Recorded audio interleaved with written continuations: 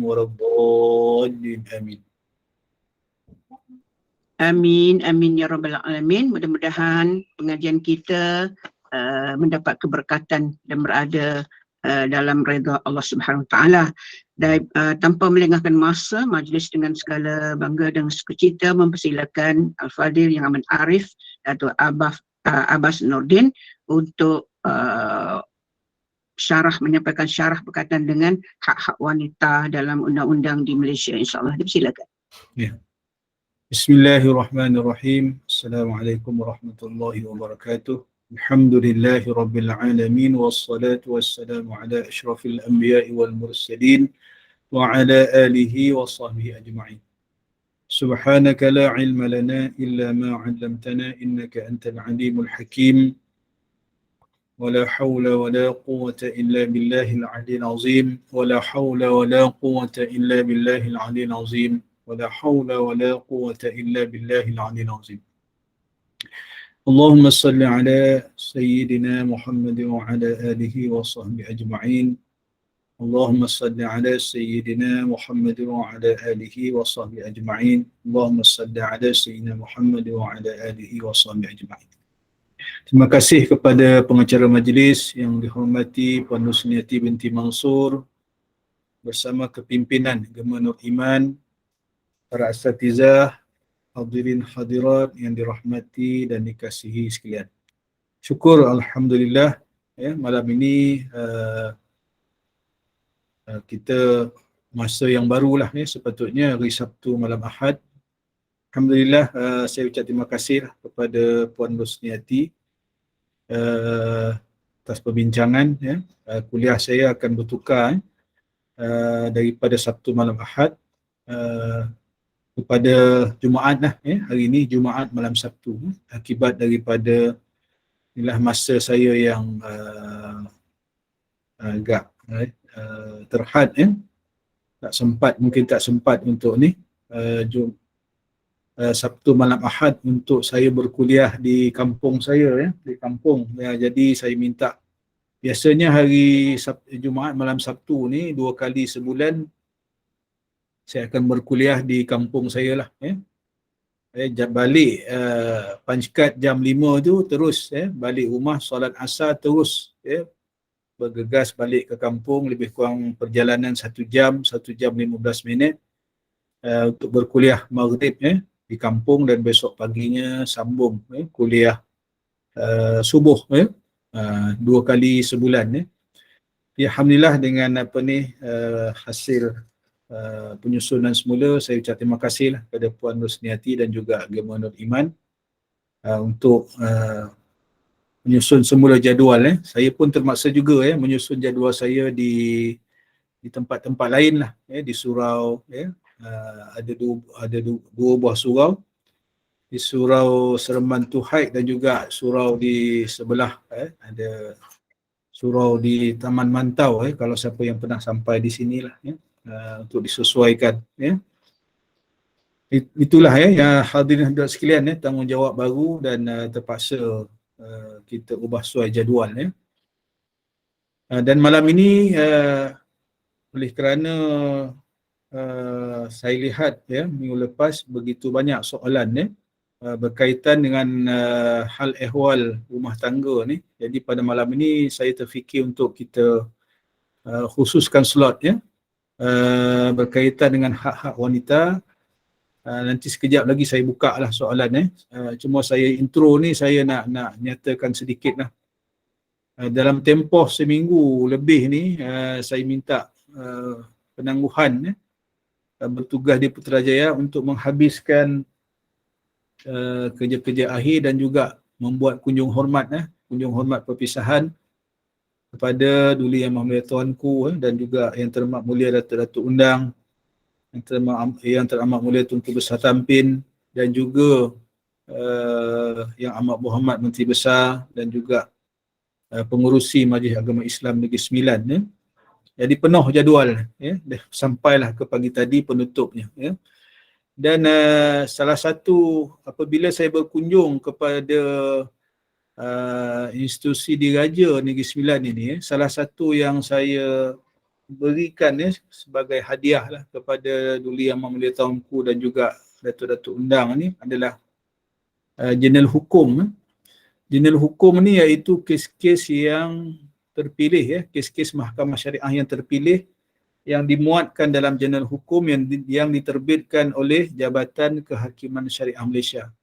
Dan kebetulan dalam jurnal hukum itu termuat penghakiman saya sendiri bersama dengan panel-panel rayuan Negeri Sembilan, kes yang ni yang saya nak kongsikan dengan hadirin hadirat sekalian. Kes tahun 2020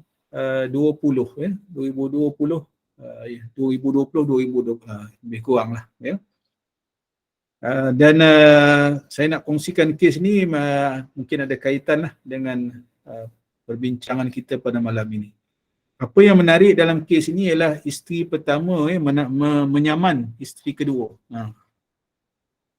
Isteri pertama saman isteri kedua. Ini bukan saman sebab bermadu. Seorang lelaki berkahwin kali pertama dengan seorang perempuan di Negeri Sembilan. Dan dalam tempoh berkahwin itu mereka membeli sebuah rumah. Jadi rumah itu dikira sebagai harta pencarian lah. Kemudian berlaku perceraian. Kemudian lelaki ini berkahwin lain dengan seorang wanita daripada negeri Pahang dan menetap di sana. Dan apa yang jadi pada kemudiannya lelaki ini meninggal dunia.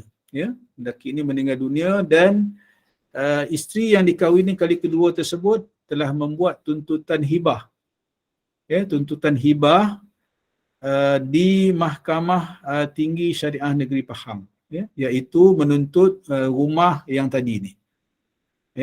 Rumah yang dibeli oleh suami tadi dengan isteri yang pertama yang kemudiannya telah bercerai. Kemudian perkara ini diketahui oleh isteri pertama dan isteri pertama pula membuat tuntutan harta sepencarian di Mahkamah Tinggi Syariah Negeri Sembilan di Seremban lah, di pejabat saya, di Senayan. Jadi sekarang ada dua kes. Isteri kedua menuntut bahawa suami tadi telah hibah rumah tersebut, mana telah hibahkan rumah tersebut, telah beri rumah tersebut kepada dia. Dan isteri yang pertama tadi pula tuntut bahawa itu adalah harta sepencarian sampailah beliau bercerai hidup dengan arwah.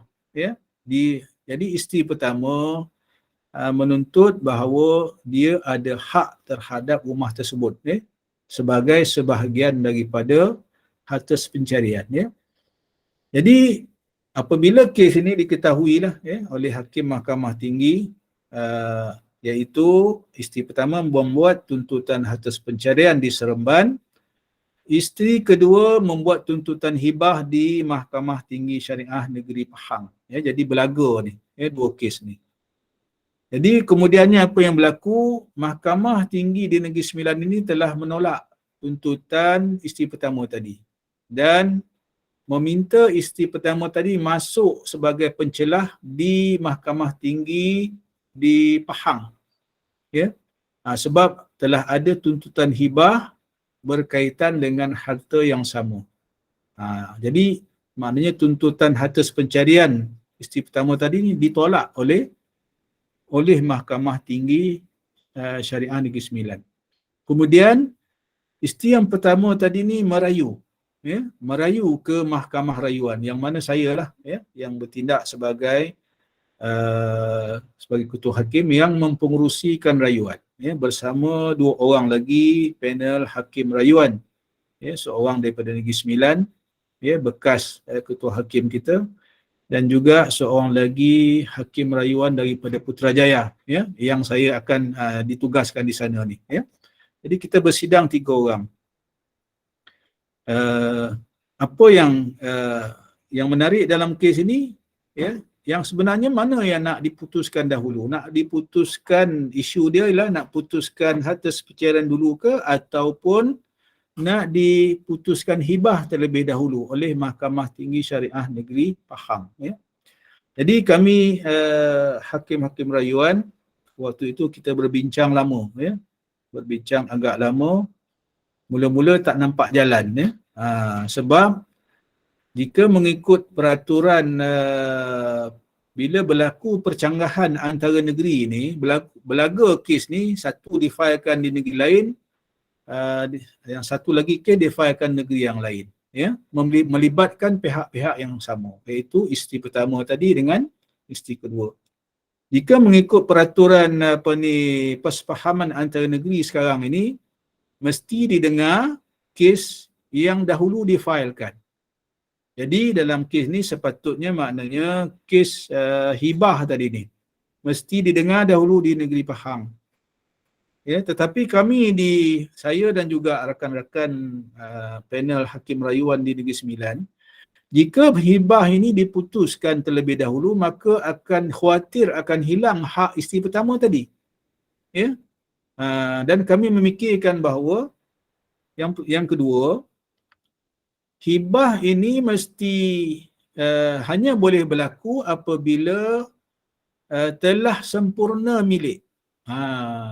Telah sempurna milik arwah suami tadi ni. Dia hanya boleh hibah hak dia, harta dia yang telah sempurna menjadi milik dia. Jika harta ini bercampur hak dengan orang lain, dia tak boleh hibah. Ya.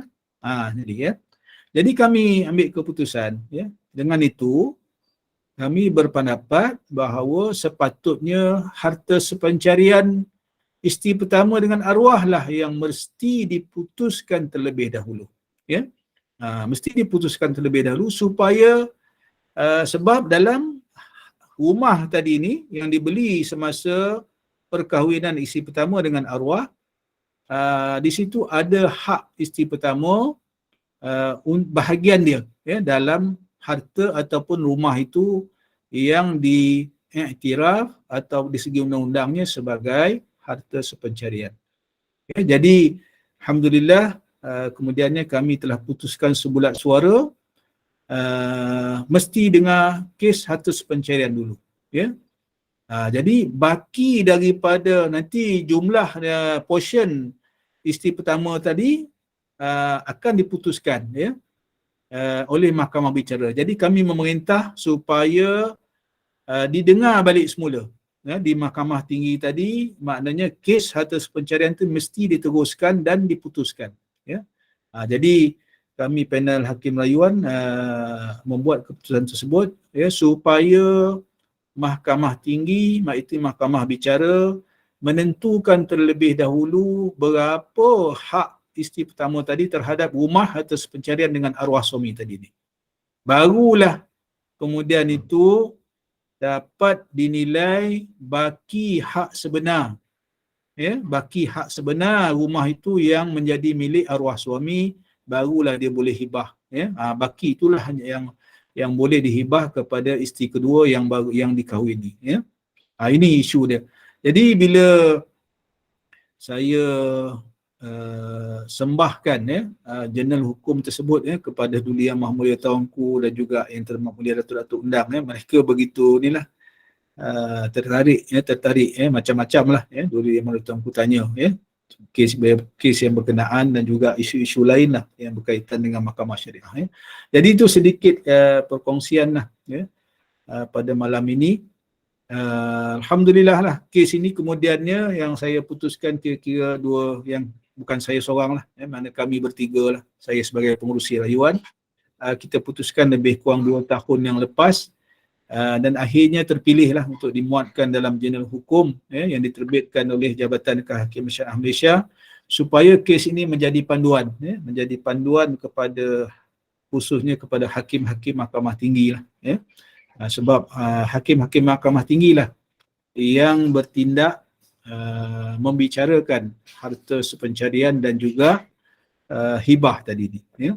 Jadi itu sebagai muqaddimah pada malam ini, sambil kita menantilah, ya, kita menanti hadirin hadirat sekalian untuk menyambung persoalan, ya, daripada yang lepas ni yang banyak saya tak sempat jawab ni, ya. Jadi ini isu yang ni lah, antara isu-isu yang hangat ya, berkaitan dengan harta, pencarian dengan dan juga hibah ya, dan lain-lain lah ya, wasiat ya, yang banyak ya. Selain yang kita bicarakan yang lepas ni berkaitan dengan fasah, cerai dan sebagainya.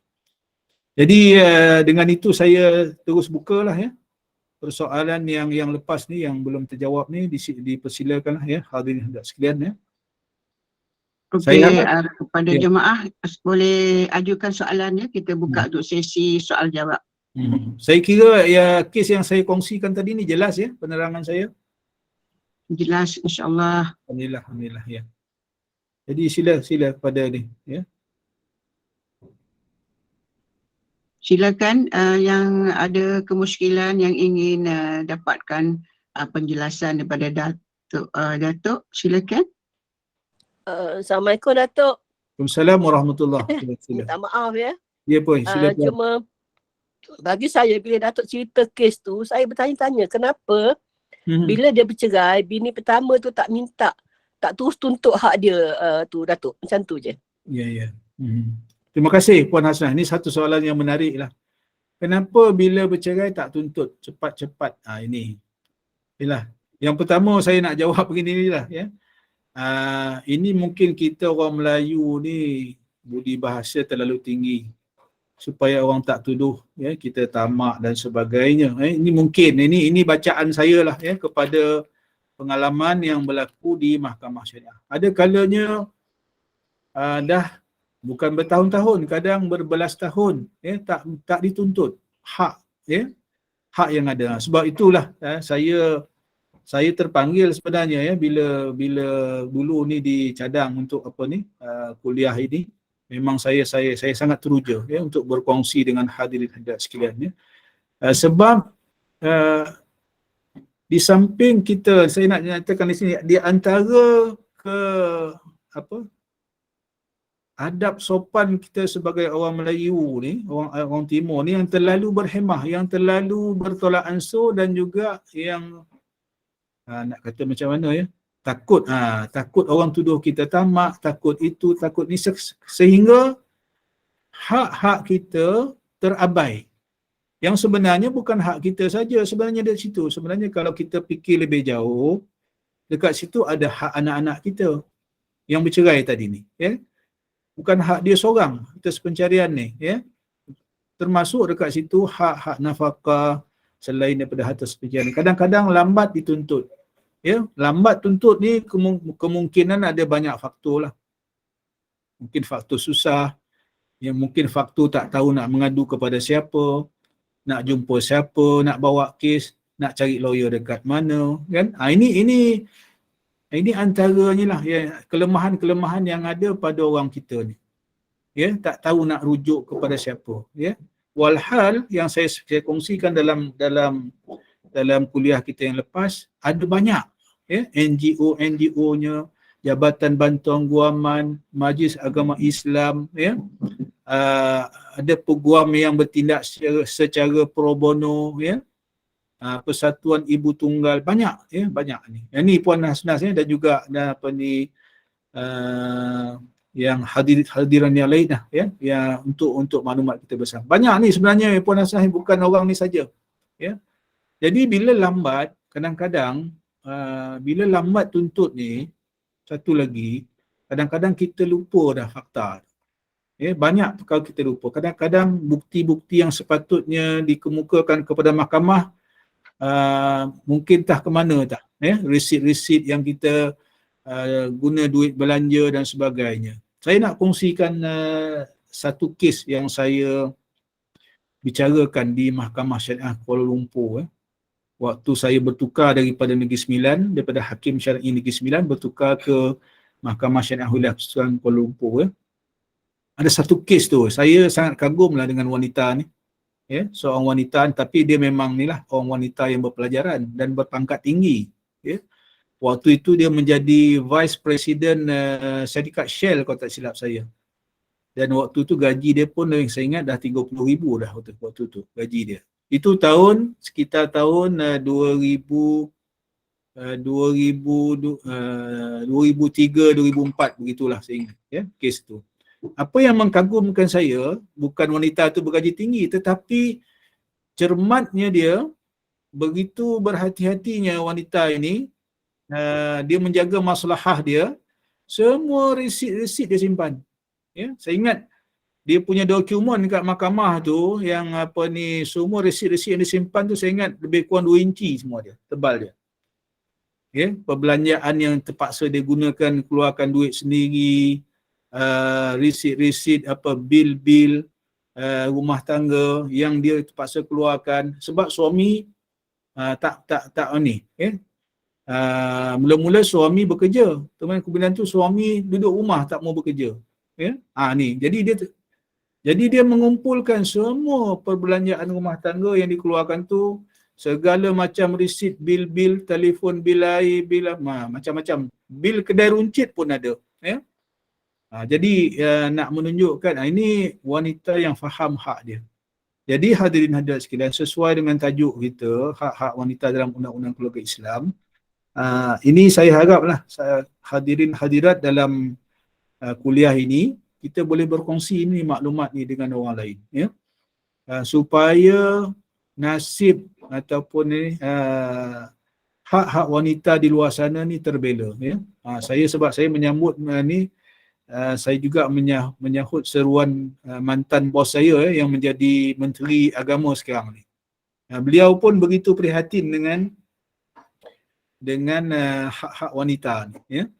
Beliau selalu dulu dijemput oleh NGO, oleh Menteri Hal Ehwal Wanita, ya, untuk berkongsi pengalaman di Mahkamah Syariah dan sebagainya, ya. Itulah jawapan saya setakat ni. Saya ingat boleh nampak dah tu kan? Faham Datuk, terima kasih. Sama, ya. Kalau ada soalan lain, ada soalan dalam chat room ni. Adik saya bercerai satu, apa pun tak tuntut. Okey. Puan Nurini ni mengesahkan puan yang bertanya tadi, tak tuntut muta'ah, hutang, suami beli tanah tapak rumah, suami senang-senang kahwin lain. Allah, ya. Inilah ya hadirin hadirat sekalian. Ini mustahak kita nak bagi kesedaran ni.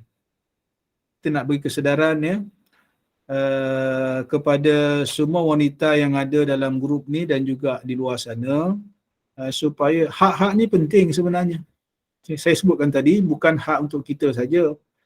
Hak ni akan melibatkan anak kita. Kalau kita tak ada harta yang sepatutnya kita dapat, harta pencarian, nafkah yang sepatutnya kita dapat, anak-anak kita pun akan terjejas nak belajar, nak sekolah, ya, makan tak cukup, zat tak cukup, susu tak ada, ya. Jadi semua akan terjejas, ya. Jadi mungkinlah saya tak tahu, saya tak buat kajian lapangan berkaitan dengan kenapa wanita ni lambat tuntut ataupun tak mau tuntut ni. Saya tak dapat nak jelaskan apa sebab, ya. Mungkin ada kaitan dengan tekanan mental, kemungkinan. Jadi bila mungkin dia dah kecewa, bila kata rumah tangga dah bercerai-berai, dah kecewa, lepas itu dia dah tak nampak apa dah, ya. Jadi dia biarkan semua, dia lepaskan semua, ya. Berlalu macam tu, ya. Betul, ya. Takut, putus asa, tak tahu nak mengadu mana. Jadi ini yang mungkin saya ingat menjadi faktor pada ini. Ini hanya andaian saya lah, ya. Andaian saya yang kajian sebenar tak pastilah, ya. Jadi yang banyaknya saya ingat maklumat lah, kesedaran ramai wanita di luar sana tu masih kurang, ya. Ni ada, saya pun belum tuntut. Ya. Jadi macam ni lah, ya, yang masih belum buat tuntutan lah, kalau yang ada terlibat dalam kes ni, ya, dalam kuliah ni. Kalau kita ada banyak duit, kita ada pendapatan yang tinggi, yang tak tergugat pun kalau kita tak tuntut. Pada saya, kalau itu kita nak halalkan, tak ada masalah pada saya, ya. Boleh je kita nak halalkan, tak nak tuntut tu. Tetapi jika kita ada di sekeliling kita ada anak, ya, ada ahli keluarga kita yang memerlukan, ya, kita sendiri pun memerlukan, ya, kenapa tak tuntut? Satu kerugian, pada saya satu kerugian, dan kita membiarkan kezaliman berlaku. Ya. Sebab bila kita tak tuntut, maknanya kita membiarkan bekas suami kita tu menzalimi kita. Dia tak mau tunaikan hak dia, itu satu kezaliman. Ya. Dia tak mau bayar nafkah anak, satu kezaliman. Kan? Tak mau bayar nafkah iddah, satu kezaliman. Dan kita pula tak mau tuntut, maknanya kita membiarkan kezaliman. Ya. Dalam hukum syarak, kaedah dia ad-darar yuzal. Kemudaratan hendaklah dihilangkan. Ini kaedah fiqh yang mengajar kita. Syarak mengajar kita begitu. Jadi kita bukan saya seorang, walaupun saya jadi hakim, bukan saya seorang saja yang bertanggungjawab nak menegakkan keadilan ni, hak-hak pihak-pihak ni. Kita semua sama yang terlibat. Sama ada yang menjadi pihak-pihak di mahkamah, sama ada yang menjadi ahli keluarga, menjadi saksi dan sebagainya. Kita yang tahu ni, yang ada maklumat, ada kesedaran, kita sama-sama ni lah bertanggungjawab.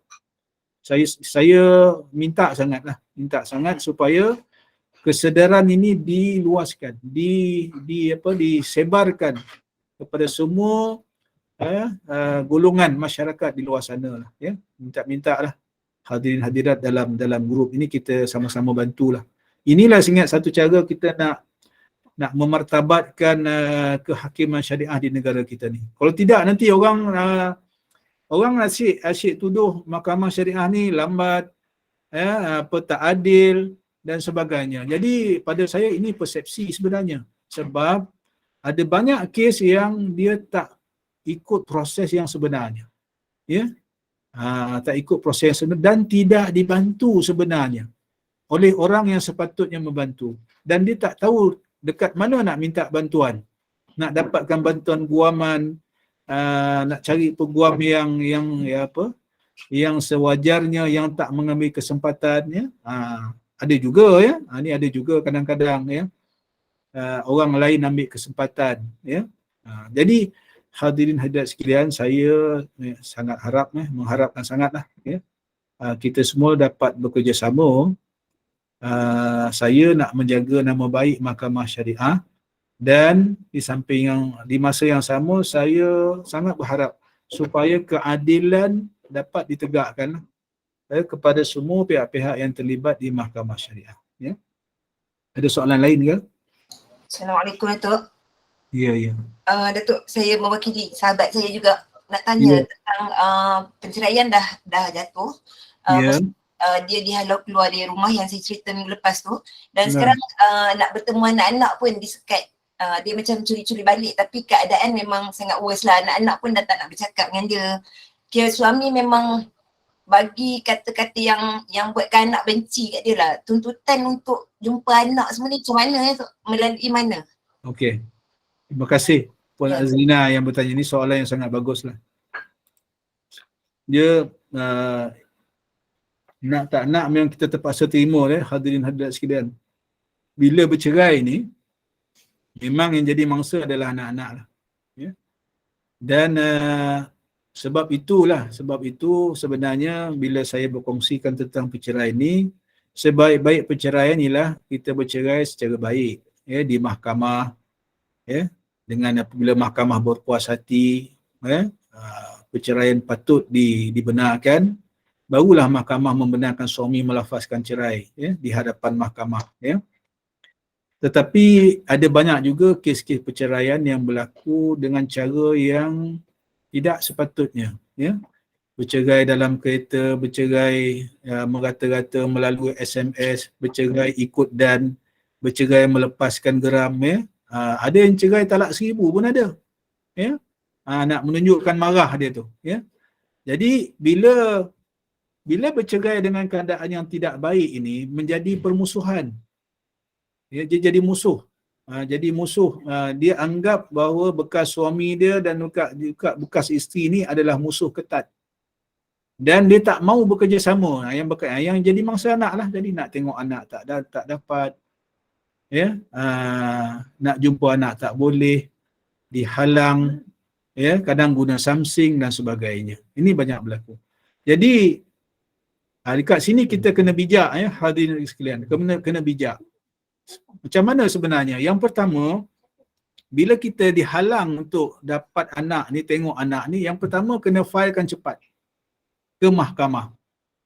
Tuntutan akses kepada anak ni. Sama ada tuntutan hak jagaan anak, kalau maknanya ibu ni lebih berhak, sebab dalam hukum syarak, nanti kita tak sampai lagi topik ni, berkaitan dengan hadanah ni, ataupun hak jagaan anak. Dalam hukum syarak, ibu adalah penjaga yang paling utama lah, ibulah yang berhak untuk menjaga anak ni. Yang utama sekali adalah ibu, mengikut susunan hukum syarak dan juga undang-undang. Yang pertama ibu, selepas itu ibu kepada ibu, maknanya nenek sebelah ibu. Yang kedua baru bapa. Bapa ni jatuh nombor 3 sebenarnya, hak jagaan anak ni. Jadi yang paling penting sekarang ni, cepat-cepat filekan kes tuntutan hak jagaan anak. Jika kita nak dapatkan hak jagaan anak itu. Tapi kita kena bersedia lah. Kita kena bersedia apa? Sebab mahkamah akan melihat bukan saja keutamaan kepada ibu tadi. Mahkamah juga akan melihat di mana kebajikan anak ini akan lebih terpelihara. Siapa yang jaga ni, maknanya kebajikan anak ni apa dimaksud, yang termasuk agama dia, pendidikan dia, sosial dia, kesihatan dia, semua akan dia ambil kira. Siapa yang lebih boleh menjaga kebajikan anak-anak ni, itu antara faktor yang mahkamah akan ambil kira untuk letak siapa yang akan menjadi penjaga kepada anak ni, yang dapat hak jagaan anak ini. Jadi yang pertama tadi, cepat-cepat filekan kes hak jagaan anak.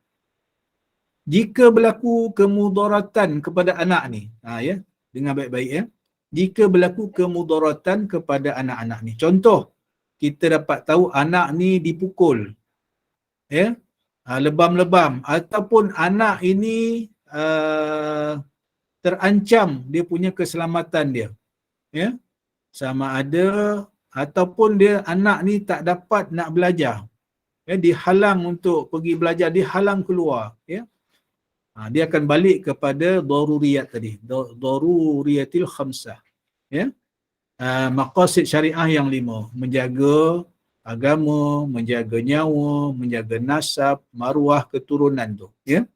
Jadi apabila ni melibatkan itu, kalau melibat kemudaratan anak tadi ni sampai boleh anak ni cedera dan sebagainya, kita tahu kita ada satu lagi hak yang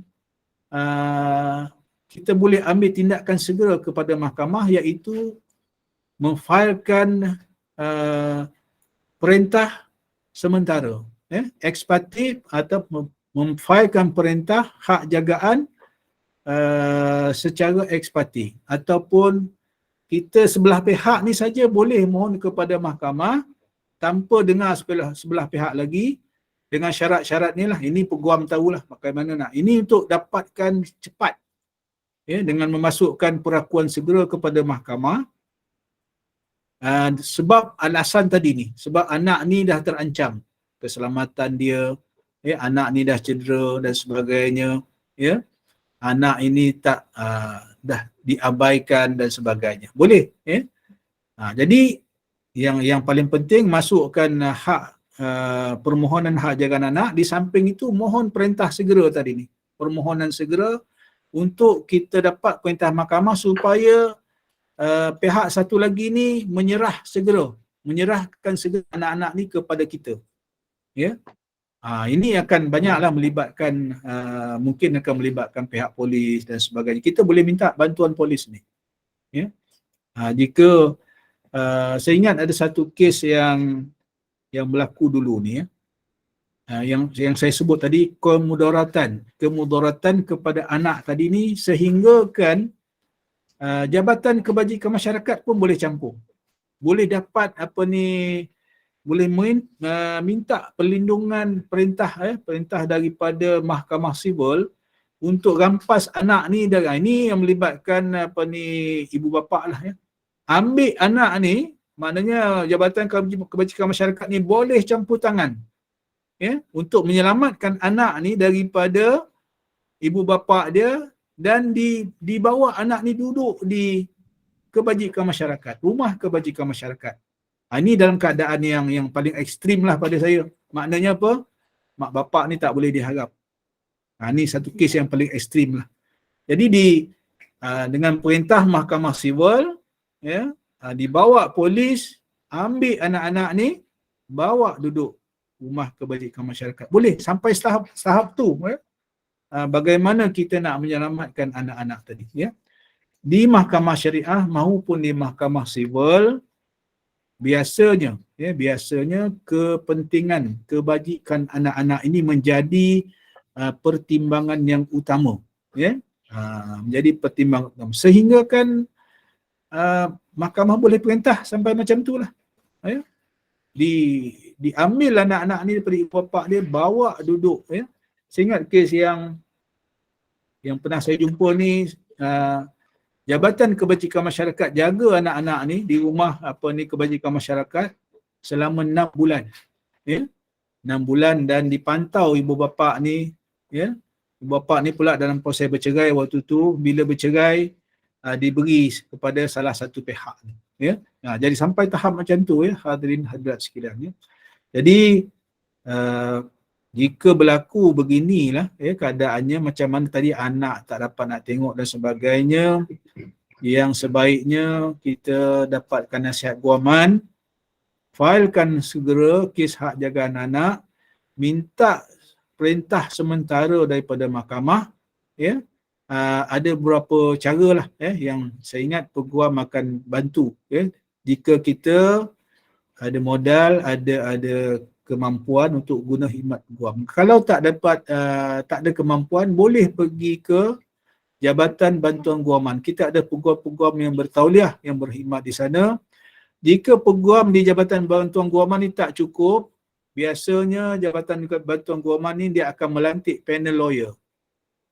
Panel lawyer kepada Jabatan Bantuan Guaman ni yang dibayar oleh Jabatan Bantuan Guaman. Maknanya peguam swasta yang lain lah yang menjadi panel, yang terpilih menjadi panel Jabatan Bantuan Guaman pun boleh bantu. Ramai yang boleh bantu ni, insya-Allah.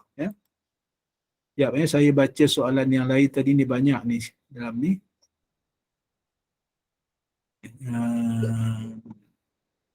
Soalan daripada Puan Nurini Mukhtar. Kita sebagai keluarga kena bantu mana-mana keluarga yang tak tahu tuntutan. Betul, kita yang ada maklumat ni kena bantulah.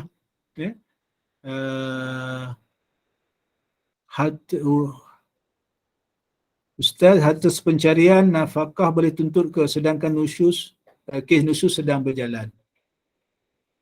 Okey. Untuk ini siapa yang bertanya ni? MACD ni. Dia begini hadirin sekalian. Dia kes nusyus ni hanya melibatkan nafkah. Itu pun jika mahkamah sabitkan nusyus, barulah tak layak dapat nafkah. Harta sepencarian tak terjejas. Harta sepencarian ni dikira sumbangan kedua belah pihak terhadap harta yang diberi dan yang dibeli dalam tempoh perkahwinan. Portion masing-masing itu akan dikira, mahkamah yang akan tentukan. Berapa hak suami, berapa hak isteri, bergantung kepada sumbangan pihak-pihak untuk mendapatkan harta sepencarian tersebut. Kes nusyus tak ada efek apa-apa berkaitan dengan harta sepencarian ni. Kes nusyus ni hanya akan efek akan menjejaskan tuntutan nafkah saja. Sama ada nafkah diri, iaitu termasuklah nafkah iddah. Nafkah anak pun tak terjejas. Anak wajib dapat nafkah. Anak wajib dapat nafkah. Yang terjejas ni adalah hanya yang berkaitan dengan nusyus tadi ni. Nafkah isteri sahaja. Yang lain-lain tu muta'ah ke, harta sepencarian ke, tak terjejas. Boleh tuntut, tak ada masalah. Saya ingat jelas Kemudian saya belum tahu tentang proses tuntutan dan adakah saya layak menuntut harta sepencarian Datuk. Ni Puan Irma yang bertanya. Saya jelaskan balik semula, harta sepencarian ni semua harta yang diperoleh dalam tempoh perkahwinan, sama ada harta tu diperoleh melalui usaha bersama, suami isteri sama-sama keluar duit, ataupun suami yang saja yang bekerja keluar duit, isteri duduk rumah, boleh juga tuntut. Sebab isteri tadi menyumbang kepada rumah tangga, jaga rumah tangga, ya. Tu layak, memang layak tuntut, ya. Saya harap jelas, ya, pertanyaan tadi ni. Kemudian Puan Roziah punya soalan. Saya ada satu pertanyaan mengenai harta pusaka yang diwarisi dari datuk dan nenek masing-masing, dah diberi bahagian secara mulut. Okey. Dari datuk tanpa hitam putih. Okey. Bagi secara lisan, ya, tanpa hitam putih. Ada pak saudara telah jual bahagian tanahnya pada orang lain tanpa bersurat. Allah. Tak ada dokumen, ya. Cuma secara mulut juga, ya. Dan cuma adik dengan kakak dia je yang tahu tanah dah dijual. Setelah lama pak saudara meninggal, cucunya telah tuntut tanah tersebut. Jadi bagaimana buat kalau macam tu? Cucunya dah cuba tuntut di mahkamah. Jadi macam mana? Okey. Panjang ni persoalan ni. Okey, ya. Sebab itu dalam Quran sebut, ya, apabila kita Allah, saya lupa ayat. Dalam Al-Quran disebut yang berkaitan dengan perkara harta ni, dalam Quran sebut faktubuhu. Kena tulis. Kena ada dokumen. Jika ada berkaitan dengan perjanjian harta ni melibatkan masa hadapan dan sebagainya, ya, kena tulis. Kita seorang bagi hutang pada kita, ya, ataupun kita berhutang dengan orang, kena tulis. Ya, sebab dia melibatkan tempoh masa akan datang ni. Dalam Quran sebut faktubuh, ya, kena tulis. Kena tulis sebab nanti ada hitam putih. Dalam kes ni tak tulis ni, ya, hadirin hadirat sekalian, ya. Ini memang jadi masalah, ya. Ada jalan penyelesaiannya jika kes ini dibawa di mahkamah tadi ni, ya. Jadi kalau saya baca sepintas lalu tadi ni, daripada datuk nenek masing-masing tadi ni bagi harta pusaka ini diwarisi tadi ni, saya tak pasti sama ada melalui faraid atau hibah, ya. Faraid ke hibah ke, dua-dua mesti diputuskan di mahkamah syariah untuk tentukan bahagian masing-masing tadi ni. Jadi yang sebabnya, ya, bagi kes ini cepat-cepat difailkan kes ke mahkamah syariah, sama ada untuk pengesahan pusaka ataupun pengesahan hibah. Ni saya kira dia tak lari daripada dua ni, ya, sama ada pengesahan pusaka ataupun pengesahan hibah. Dan yang paling mustahak dalam kes ini adalah siapa yang tahu perkara ini perlu menjadi saksi, ya. Daripada tanah ni, daripada datuk nenek tadi turun kepada siapa ni, siapa lagi yang tahu dalam perkara ni mesti menjadi saksi di mahkamah, ya, untuk memudahkan mahkamah buat keputusan, ya. Jadi saya nak komen banyak pun tak boleh ni, ya, sebab faktanya tak berapa jelas. Cuma cucunya dah cuba tuntut di mahkamah, baguslah, ya. Jadi maknanya seseorang daripada ahli waris ni mesti bawa kes ni ke mahkamah, ya. Mungkin bila dia bercerita di kaunter mahkamah ataupun dia dapatkan nasihat guaman, kes apa sebenarnya yang patut dituntut di mahkamah, sama ada pengesahan pusaka ataupun pengesahan hibah tadi ni, ya. Yang tu setakat tu saya ingat yang boleh saya jawab. Cumanya jika tadi sebab dokumen tak ada tadi ni. Jika tak ada dokumen, maknanya saksilah yang paling penting, ya. Saksilah yang boleh membantu mahkamah untuk menyelesaikan kes tu. Alright, ya. Kemudian Puan Rubiah, ya, Badri, ya. Saya jawab dalam chat ni dulu, ya. Assalamualaikum Ya Arif, perceraian telah berlaku, isteri tidak bekerja, anak 3 orang masih kecil-kecil, suami ambil keputusan untuk ambil semua anak kerana tidak mahu bagi nafkah, ya. Sekarang atuk dan nenek sebelah suami yang jaga di kampung sedangkan bekas suami bekerja di tempat lain. masalah sekarang isteri mengalami tekanan mental kerana berpisah dengan anak. Okey. Okey. Dia balik kepada tadi juga, ya, yang saya sebut tadi, ibu adalah orang yang lebih berhak ataupun lebih utama mendapat hak jagaan anak menurut undang-undang dan juga hukum syarak, ya. Terutama anak yang di bawah 7 tahun, ya. Anak yang di bawah 7 tahun, ibulah yang lebih berhak. Di segi undang-undang, ya. Yang nak tentukan adalah mahkamah juga, ya. Sebab mahkamah akan tengok juga kebajikan anak tadi, isu kebajikan tadi juga. Jadi dalam kes ini, isteri tidak bekerja, ya. Isteri tidak bekerja. Isteri tidak bekerja ni bukan menjadi apa, ya. Dia masih berhak menuntut, ya, hak jagaan anak tadi ni. Ya, tidak ada halangan untuk dia menuntut di mahkamah. Jangan takut. Ya, kalau nak tuntut walaupun tak bekerja, ya.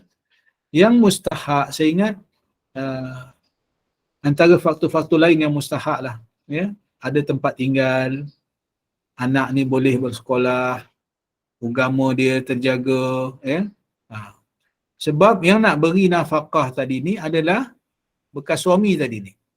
Nafkah anak wajib ditanggung oleh bapa dia. Kalau bapa dia tak mampu, siapa kena tanggung? Datuk dia.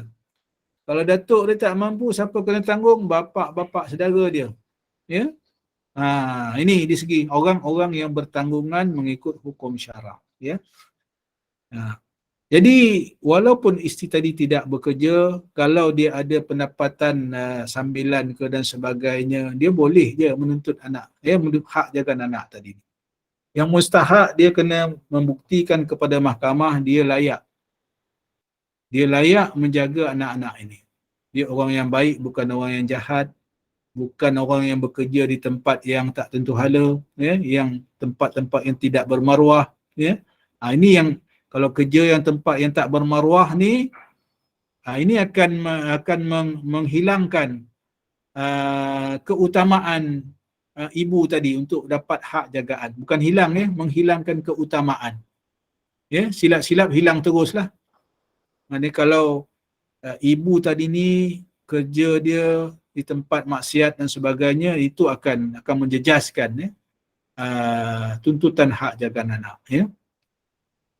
Jadi memang betul lah, bila isteri ni tak dapat jumpa anak, memang tekanan mental akan berlaku lah, ya. Jadi saya nasihatkan di sini, ya, yang terlibat ni cepat-cepat, ya, pergi ke Jabatan Bantuan Guaman. Kita ada peguam yang bertauliah di sana.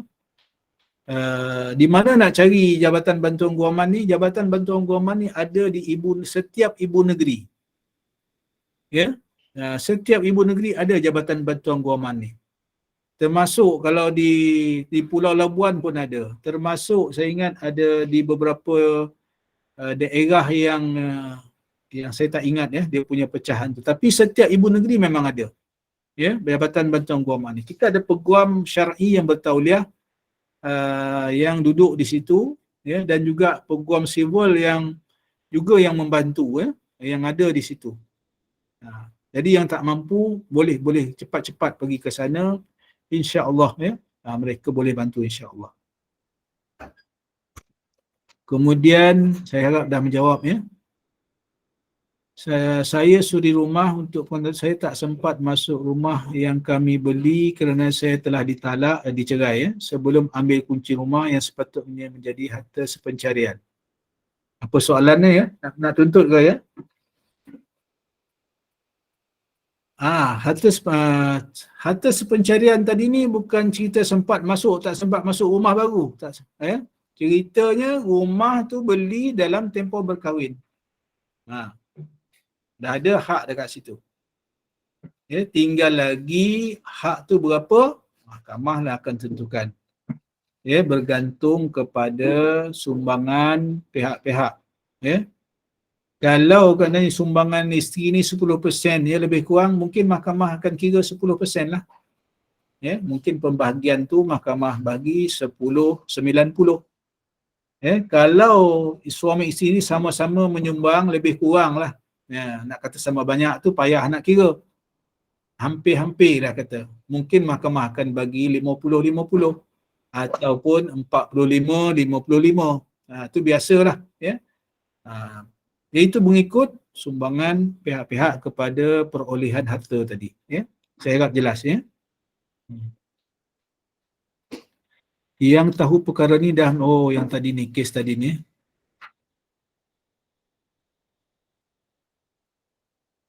Yang tahu perkara ni dah meninggal juga, menang kes ini dah jadi kes. Saya tak faham ni, Puan Roziah ni.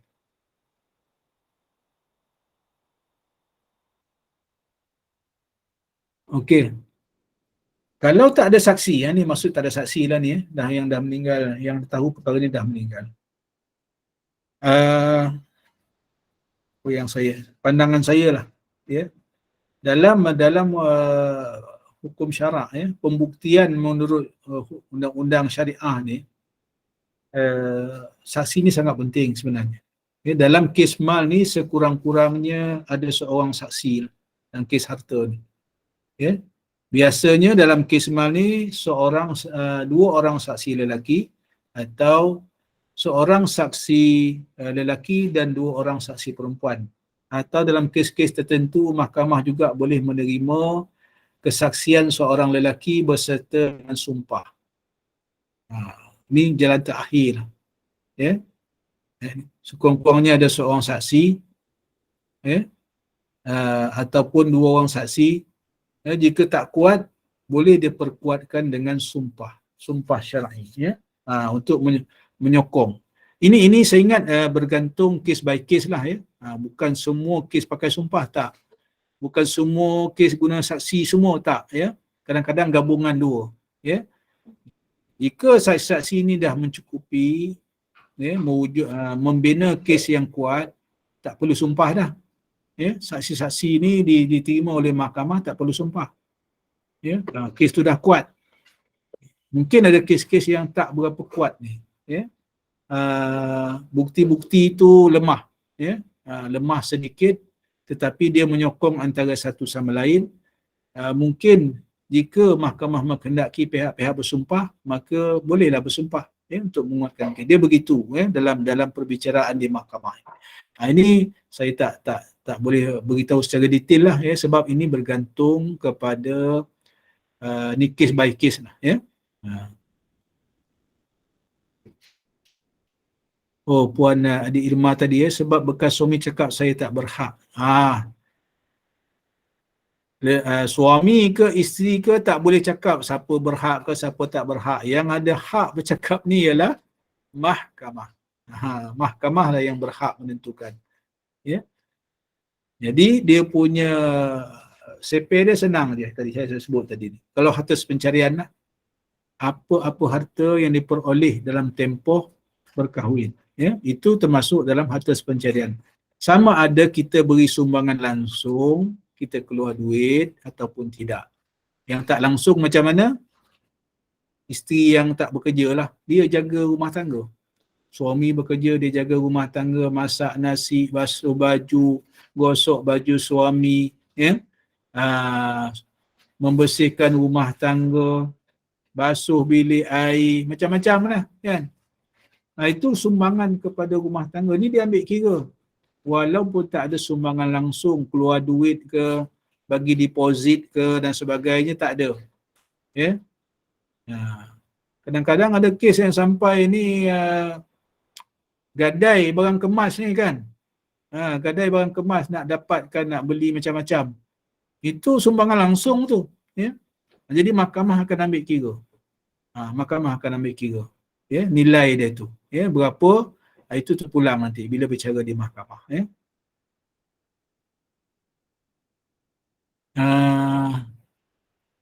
Saya tak faham ni Puan Norini punya statement ni. Tuntut ada beli masa kita jadi isterinya. Dan tempoh berkahwin tadilah, betul lah tu, ya. Kalau isteri suri rumah, berapa persen dapat harta pencarian Datuk? Okey, Puan Fatimah tanya. Puan Fatimah Dimon, ya. Ini balik kepada perbicaraan di mahkamah tadi ni, ya. Dia akan bergantung juga lamanya tempoh berkahwin, ya. Nak kira tadi ni nilai, ya, nilai sumbangan isteri kepada rumah tangga tadi ni. Walaupun isteri tak bekerja tadi ni, ya. Mungkin kadang-kadang dalam kes ni ada yang dah 20 tahun, ya, kemudian berpisah, isteri tak kerja, yang beli rumah suami, ya. Ini terpulang tengok kes by kes. Ada yang saya ingat antara yang biasa diputuskan oleh hakim-hakim Mahkamah Tinggi Syariah ialah sehingga kadar 1/3, ya, 1/3 daripada ataupun 30%, ya, ataupun 1/3 daripada keseluruhan nilai harta sepencarian. Ini sumbangan tidak langsung, ya. Sehingga begitu, ya. Mungkin ada yang hakim putuskan 25% dan sebagainya. Ini case by case lah, secara tetapnya tak ada, ya. Jadi mahkamah lah yang akan menilai, ya. Jika kata hal rumah tangga ni memang 100% isteri ni lah yang uruskan rumah tangga, itu nilai je mungkin lebih tinggi tu, ya. Mungkin sampai 1/3. Kalau kata sumbangan isteri ni bukan 100% kepada rumah tangga, ya. Mungkin ada orang gaji, contohlah, ya. Tak kerja, ada pula orang gaji kan, untung sangat tu kan, ya. Jadi maknanya sumbangan isteri kepada rumah tangga tu mungkin tak 100%. Jadi ini antara faktor-faktor yang mahkamah ambil kira, ya. Saya cuma inilah, ya, berkongsi pengalaman saja, ya. Okey.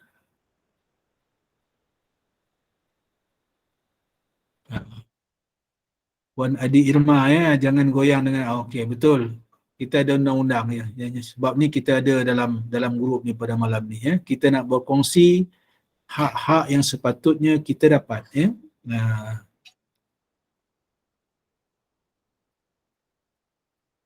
Apa yang boleh tuntut semua susu anak selama 2 tahun pun tuntut je.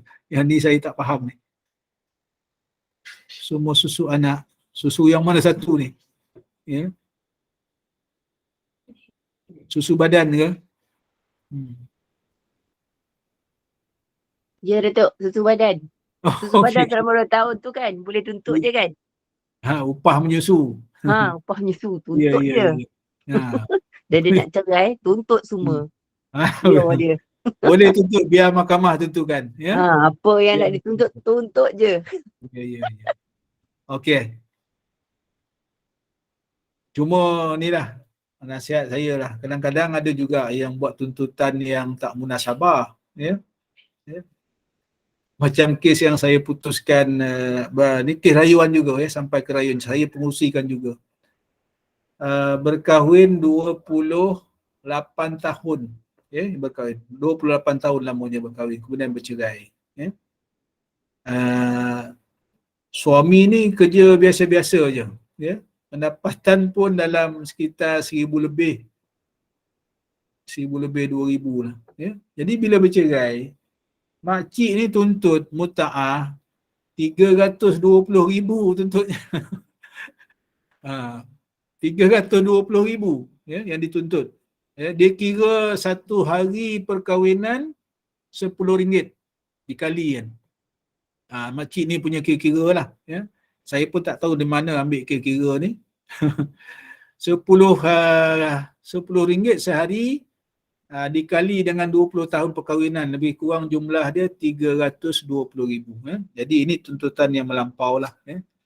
Jadi bila kita berpandukan kepada pandangan mazhab Syafi'i, ya, yang dimuatkan dalam kitab-kitab fiqh, antara ni saya sebagai selingan lah, ya, tentang muta'ah tadi ni.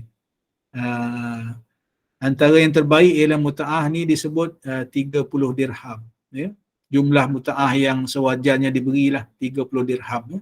Kena faham, ya, hadirin hadirat sekalian, muta'ah ni bukan pampasan, ya, bukan pampasan bercerai, bukan, ya.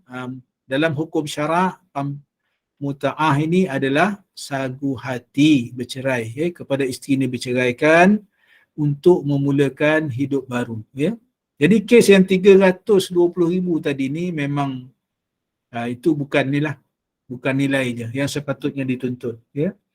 Kita berpandukan kepada pandangan-pandangan yang muktabar, iaitu 30 dirham. 30 dirham ni dikira macam mana? Ada kiraan-kiraannya. Cuma dari segi sama ada nak diukur dengan emas ataupun perak. Ya. Apa beza dirham dengan dinar? Dinar biasanya dikaitkan dengan emas. Dirham biasanya dikaitkan dengan perak, ya. Tapi ada hakim kita yang buat kesilapan, ya. Dikiranya 30 dirham itu dengan harga emas. Jadi bila dikira dengan harga emas masih tinggi lagi. Dikira dia pergi jadi 30,000, ya. Jadi bila sampai kepada rayuan, saya dan panel rayuan pun pening macam mana sebenarnya nak kira ni, ya. Last kami rujuk kepada kita pun rujuk juga, ya, kepada pakar hukum syarak, di USIM. Di USIM ada orang yang mahir, pensyarah-pensyarah yang mahir dalam kitab-kitab cross, yang kitab-kitab yang besar ni. Rupanya tak betul, ya. Bila dirham diguna dengan kiraan emas tak betul. Sebab dirham ini adalah dikaitkan dengan perak, ya. Jadi bila kita kira balik guna apa tadi ni, dirham kita guna dengan kaedah kiraan perak, barulah kita dapat jumlah yang munasabah, ya, sekitar 10,000 kalau tak silap saya, ya, dalam kita kami putuskan, ya. Jadi saya ingat kes ni juga, ya, dah dimuat dalam jurnal hukum, wallahu alam, ya, untuk menjadi panduan kepada hakim-hakim mahkamah tinggi, ya. Jadi itu sedikitlah perkongsian, ya, supaya kita memang nak tuntut, ya. Saya memang galakkan, hadirin hadirat sekalian, ya, kita tuntut hak kita di mahkamah, tetapi dengan tuntutan yang munasabah lah. Jangan macam tadi makcik tadi ni, ya, 320,000 dituntut, ya, muta'ah, ya. Bekas suami dia tu pencen ada tak sampai 1,000 saya ingat, ya. Dan bekas suami dia sendiri pun mendapat bantuan kebajikan. Saya ingat jumlah dia berapa ratus sebulan. Jadi menjadikan jumlah pendapatan dia campur pencen dia sekitar 1,000, tak sampai 2,000 sebulan, 1,700 ke lebih kurang macam tu lah, ya. Jadi memang tak munasabah lah jumlah yang dituntut tu, ya. Itu sedikit ni lah gambaran, bagaimana ini perkongsian yang berlaku di mahkamah syariah. Semua jemaah dah pandai sekarang sejak hadir kuliah itu, alhamdulillah. Kalau semua dah pandai ni baguslah, saya seronok ni, ya. Mudah-mudahan kita dapat berkongsi maklumat ni dengan sahabat handai, keluarga kita di luar sana, insya-Allah, ya. Dah pukul berapa? 9:08 minit, tak perasan saya, ya. Jadi ada kuliah lain ya selepas ni? Kuliah pukul 9.15. 15, ya. Jadi saya ingat saya berhenti sini dulu lah kot. Boleh? Okey, kita sambunglah nanti, insya-Allah. Lagi ni soalan-soalan ni saya faham ada lagi. Mungkin ada nanti nak kena jawab panjang lagi kan? InsyaAllah. Ya. Kita lanjutkan nanti di kuliah akan datang, insyaAllah. Okey. Jadi alhamdulillah, terima kasih atas hadirin atas soalan yang banyak dan sangat relevan dengan permasalahan kita pada hari ini. Yang baik itu daripada Allah Subhanahu Wa Taala, kelemahan dan kekurangan daripada diri saya mohon maaf. Kita tangguh dulu. Aqulu qawli hadza, astaghfirullah li wa lakum. Wassalamualaikum warahmatullahi wabarakatuh. Saya serah pada majlis.